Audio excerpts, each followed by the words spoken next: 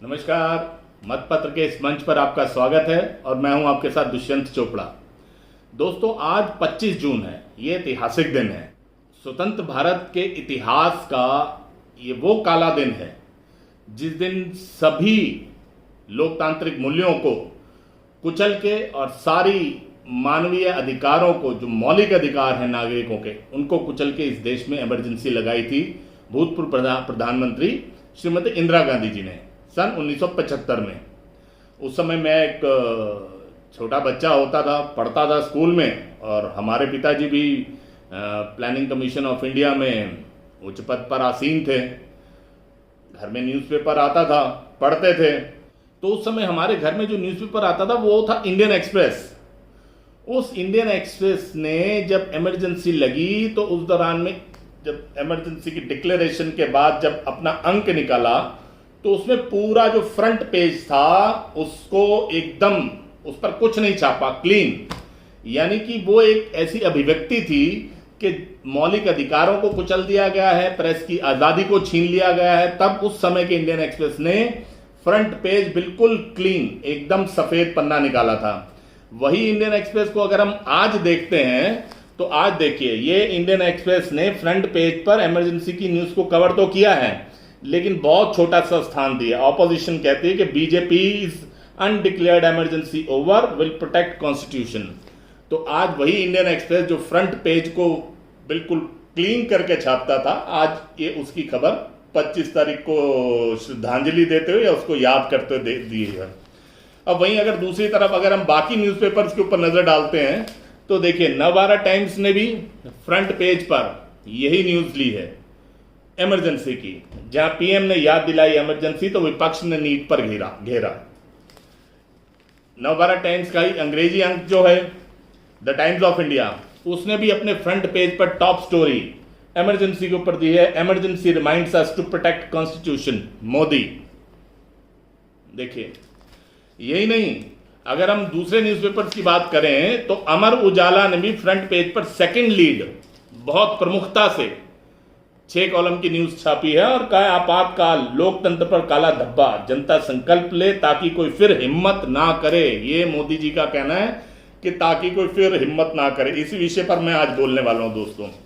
अगर हम बात करें दैनिक जागरण, एक और प्रमुख पेज है, उसने फ्रंट पेज पर तो इस बारे में नहीं छापा, लेकिन उसके अंदर जो एक बहुत ही प्रसिद्ध लेखकार हैं जो स्तंभ लिखते हैं, ए सूर्य प्रकाश, उनका एक बहुत डिटेल्ड आर्टिकल दैनिक जागरण ने, लोकतंत्र को कलंकित करने वाला अध्याय, ये दैनिक जागरण ने आज के लिए। ये तो हो गई कुछ आज के समाचार पत्रों की सुर्खियां।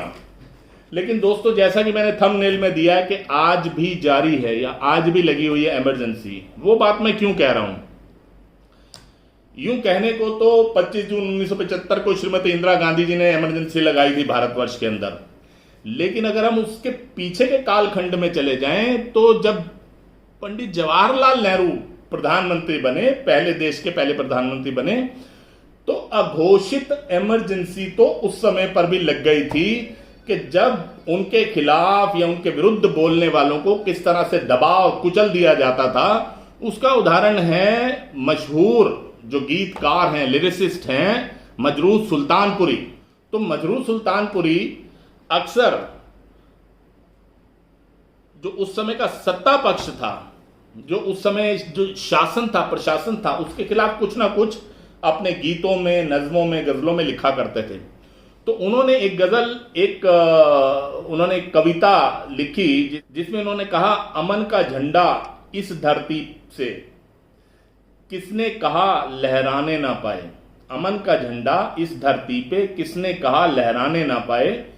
ये भी कोई हिटलर का है चेला, मार ले साथी जाने न पाए। ये उन्होंने नेहरू जी के लिए लिखा। और आगे की लाइन में उन्होंने लिखा, नेहरू जी को उद्धृत करते हुए, कि कॉमनवेल्थ का दास है नेहरू, मार ले बाजी जाने ना पाए। यहां उन्होंने कहा कॉमनवेल्थ यानी कि जो अंग्रेजी व्यवस्था थी, अंग्रेज तो चले गए, लेकिन जिस तरह से उन्होंने सिस्टम बनाया। अब अघोषित इमरजेंसी के साथ मैं इसका कंपैरिजन क्यों कर रहा हूं कि आप देखिए, उसके बाद 1951 में नेहरू जी के निर्देश के ऊपर मजरू सुल्तानपुरी को पकड़ लिया जाता है, उनको जेल में डाल दिया जाता है और पूरे 2 साल तक मजरू सुल्तानपुरी उसके बाद इस प्रकरण के बाद जेल में रहे। तो कालांतर में आपको लगातार कुछ ना कुछ ऐसी घटनाएं मिलेंगी जहां पर असल में क्या है, इमरजेंसी क्या है, आपातकाल क्या है। आपातकाल है कि अनुशासन के नाम पर या किसी भी और व्यवस्था के नाम पर आप किसी की भी आवाज को दबा दें, सच को दबा दें, प्रेस की स्वतंत्रता का हनन कर लें।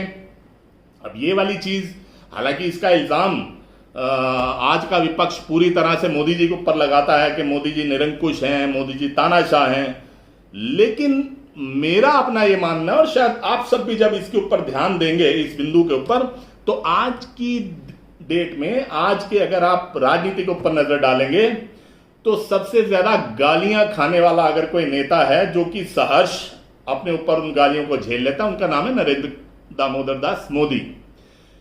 जब से ये गुजरात के मुख्यमंत्री बने तब से लेकर आप देख लीजिए, चाय वाला हो या मौत का सौदागर हो या नीच हो, क्या क्या नाम और उपनाम से मोदी जी को पुकारा नहीं गया। लेकिन वो नरेंद्र मोदी जो पहले तो चलिए एक सूबे के मुख्यमंत्री थे, पिछले 10 साल से वो एक बहुत सशक्त सरकार केंद्र के अंदर चला रहे हैं, पूरी चीजें उनके मुट्ठी में हैं देश की, लेकिन उन्होंने इस लोकतंत्र की हत्या के ऊपर कभी भी कोई कदम नहीं उठाया, उनको जितनी भी गालियां दी गई। वहीं पर अगर आप दूसरी पार्टी के लोगों को लें तो जहां जहां जिस को मौका मिला उन्होंने अघोषित रूप से अपने क्षेत्र में या अपने ज्यूरिसडिक्शन में उस इमरजेंसी को लगाया। मैं कुछ उदाहरण आपके सामने जरूर रखना चाहूंगा।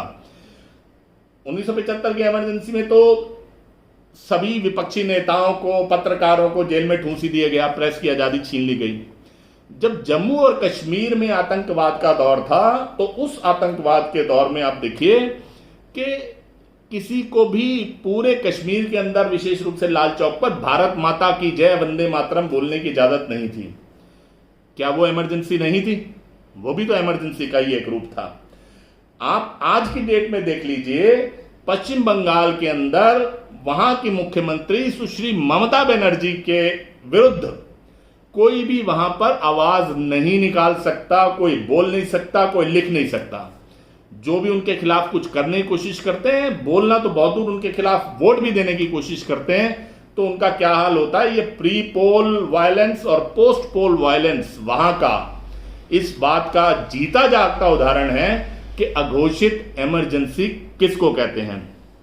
अगर आप देखिए, विपक्ष में रहते हुए भी आज तक इमरजेंसी लगाकर और पूरी प्रतिबद्धता से उस इमरजेंसी का निर्वहन अगर कोई कर रही है तो उस पार्टी का नाम है कांग्रेस, आईएनसी। जी हां, आप याद करिए कि जिस समय महाराष्ट्र में महाराष्ट्र विकास अघाड़ी के तहत कांग्रेस सत्ता में थी, उस समय जब अर्नब गोस्वामी ने अपने चैनल पर श्रीमती सोनिया गांधी जी का जो उनका पैतृक नाम, जो उनका असली जो उनका नाम है एंटोनियो माइन्यो, उस नाम से जब उनको पुकारा, तो उसके बाद किस तरह से पुलिस ने उनके ऑफिस में, उनके घर पर जाकर एक आतंकवादी की तरह, एक दुर्दांत अपराधी की तरह उनके साथ व्यवहार करते हुए उनको घर से उठाया, उनको जेल में बंद किया। वो लगातार जेल में बंद रहे और उनके साथ क्या व्यवहार हुआ ये सारे देश ने देखा।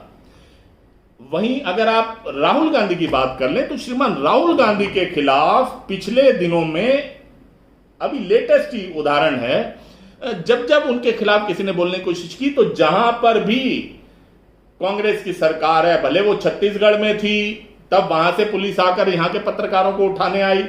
जब राजस्थान में इनकी अशोक गहलोत की सरकार थी, तब राहुल गांधी के खिलाफ किसी पत्रकार ने अगर कुछ बोला तो राजस्थान की पुलिस उनको उठाने आई।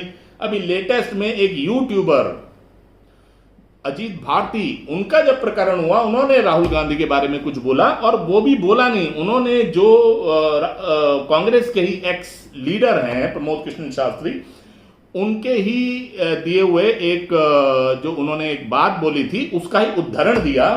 तो तेलंगाना से पुलिस चलती है, अजीत भारती के घर पहुंचती है और उसको उठाकर गिरफ्तार करके ले जाने की कोशिश करती है। वो अलग बात है कि योगी जी की उत्तर प्रदेश पुलिस उनको ऐसा करने में कामयाब नहीं होने देती। तो ये भी एक इमरजेंसी का रूप है।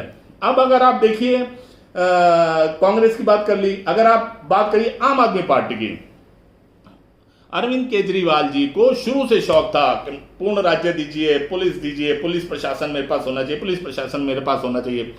और जैसे ही पंजाब में उनकी सरकार आई और उनके पास पुल्स आ गई, पुल्स, पंजाब में पुलिस को बोलते हैं पुल्स आ गई, पुल्स, तो पुल्स उनके हाथ में आते ही किस तरह से अरविंद केजरीवाल के खिलाफ कुछ भी बोलने वालों को जिस तरह से पुलिस ने दौड़ा दौड़ा के पकड़ कर ले जाने की, पंजाब ले जाने की कोशिश की, भले वो कुमार विश्वास हो और भले ही वो भाजपा के युवा नेता तजिंदर पाल बग्गा हो, और उसके बाद भी लगातार कुछ ना कुछ छोटे छोटे ऐसे प्रकरण चलते रहे, जबकि हमने देखा कि श्रीमान अरविंद केजरीवाल के खिलाफ मुंह खोलने वालों को पकड़ने के लिए, धकड़ने के लिए, उनको जेल में डालने के लिए पंजाब की पुलिस कितनी तत्पर है।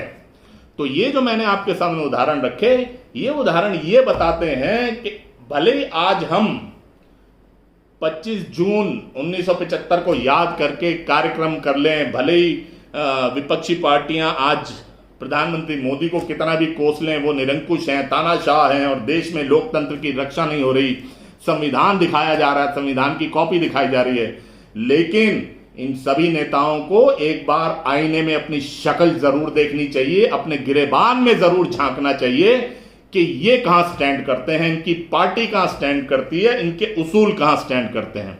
अगर दोस्तों आपको लगता है कि मैंने जो विषय उठाया है वो सही है, तो कृपया इस वीडियो को लाइक कीजिए, ज्यादा से ज्यादा शेयर कीजिए, जितने अधिकांश लोगों तक आप इस वीडियो को पहुंचा सकते हैं आप पहुंचाने के लिए मेरी सहायता कीजिए।